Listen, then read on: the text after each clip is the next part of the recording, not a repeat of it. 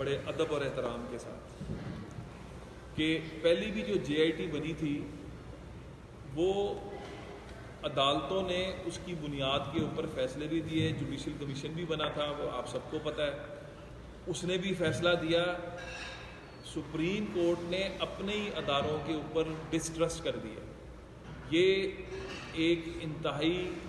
منفی رجحان ہے۔ اس طرح تو ہمیشہ عدالتوں کے اوپر قوم کا اعتماد رہتا ہے۔ علی باقر نجفی صاحب کی جو رپورٹ تھی وہ بھی ہائی کورٹ کے جج تھے، اور مطلب وہ ایک کنسنسس کے ساتھ ان کو بنایا گیا تھا۔ تو یہ دوبارہ کر کے نکلنا، اگر تو میں آج آپ سے شیئر کر لیتا ہوں اوپنلی کہ اگر تو جو فورینزک ہوا تھا اس کی رپورٹ پھر قوم کے سامنے لائے نا، اس کے اندر تو گولیاں چلی ہوئی ہیں 8 فٹ اور 13 فٹ سے۔ پولیس تو تھی گراؤنڈ کے اوپر، 8 فٹ اور 13 فٹ سے کس نے گولیاں چلائی ہیں؟ میجورٹی جن لوگوں کے زخمی ہوئے تھے اور جو ہلاک ہوئے تھے ان کے اوپر جو فائرنگ ہوئی ہے اس کے اوپر وہ اینگل ہی جو ہے، یہ باتیں ہم اس لیے نہیں کرتے کہ چونکہ یہ عدالت کے اندر ہے، انڈر ٹرائل ہے،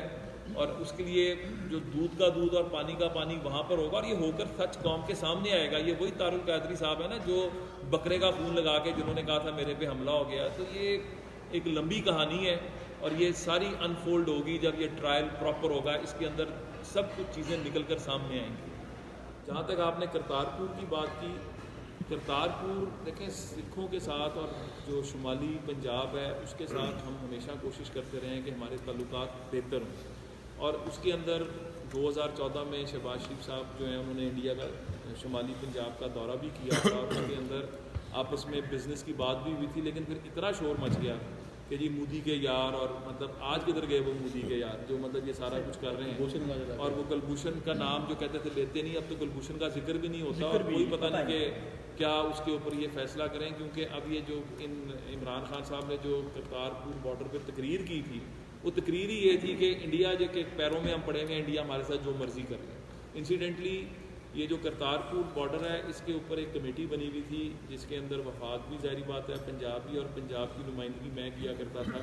یہ ورلڈ بینک کے ساتھ مل کر ہم نے ایک پروجیکٹ شروع کیا تھا جس میں تھا کہ جو یاتری آتے ہیں ان یاتریوں کو مطلب جس طرح پنجاب کے اندر باقی ان کے مقدس مقامات ہیں وہاں پر آنا ہے تو یہاں پر بھی آئیں، لیکن یہ کبھی بھی نہیں تھا کہ آپ یہ کہیں کہ اوپن ایکسیس ہوگا۔ مطلب جو بات آپ نے کی ہے اس میں آپ نے کہا کہ جی یہ سارا ان کے لیے کھل گیا ہے، یہ تو ایک سیکیورٹی رسک بن گیا ہے، اب اس کے اندر کون کون ادھر آتا ہے اور کون کون یہاں پر آ کر انفلٹریشن کرتا ہے، تو اس کی ایک پراپر اسکریننگ ہم ایک پورا اس کا بنا رہے تھے، لیکن وہ اس کے اوپر عمل نہیں ہوا کہ جس طرح ہم نے ڈیلیور کیا تھا